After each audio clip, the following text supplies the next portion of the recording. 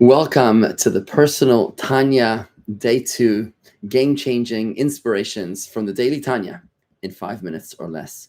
In today's Tanya, we're encountering the definition of a tzaddik, where the Tanya tells us that the righteous Jew is the person that has never sinned. Now, that's quite a lofty ideal, which means that the rest of us are going to have to struggle our way through the Tanya, which is what the Tanya is for. The Tanya is for the average Jew.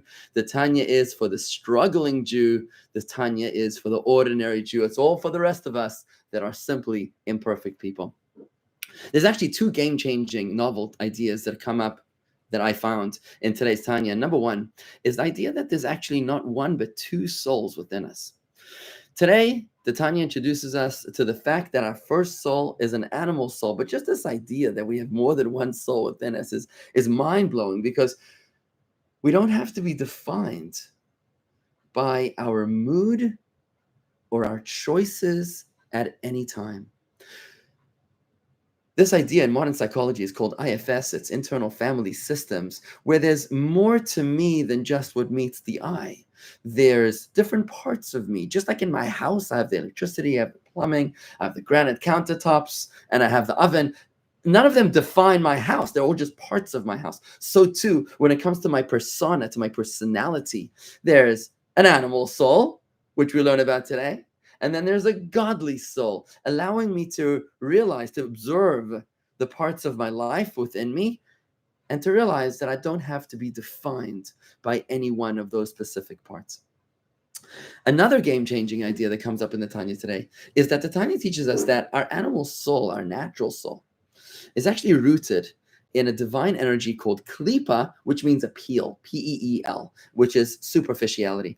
Our natural souls come from God's superficial energy, which essentially means that we are impressed by external perceptions. It means that we are deeply moved by the way things seem far more than the way they are. We judge a book by its cover as normal, natural human beings. That's what it means. It means that we are moved by marketing just because a company tells us that a certain product is fun or youthful or popular. We'll actually believe them because our souls are rooted in klipa, in divine superficiality. This is why we become impressed with people that we see on television or celebrities, because somehow that looks like something impressive. It deeply impresses deep in our brain stem, in the source and the root of our soul, which is rooted in superficiality. If you've ever felt bad about indulging in the junk food, eating food that looks good, but you know is so bad for you, now you know why.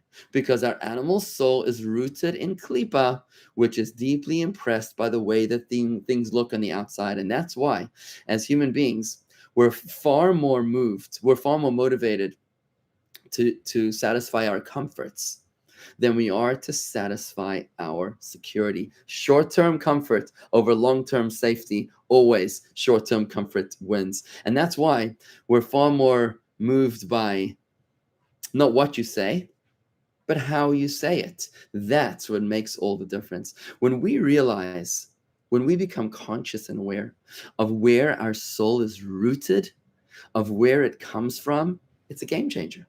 It helps us appreciate what motivates us and what doesn't motivate us. Just simply being conscious of this idea that this first primary dominant soul within us, the natural soul, is motivated by external perceptions, will be far more aware of how we package things. So if you're trying to convince somebody of something, or if you need to ask someone to acquiesce to a request that you have, make sure that you put a lot of effort into the external appearance, the external perception of your product. That's what's going to make a profound difference. In tomorrow's Tanya, we're introduced to the godly soul that we will then encounter. See you then.